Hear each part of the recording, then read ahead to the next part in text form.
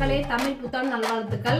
சாமி கும்பிட்டு முடிச்சாச்சு. வீட்டில் குலசாமி கோயிலுக்கு போயிட்டு உடம்புக்கு போயிடுவாங்க.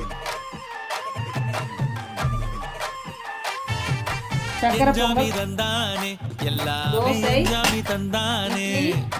உளுந்த வடை, சாம்பார், தக்காளி சட்னி, தேங்காய் சட்னி,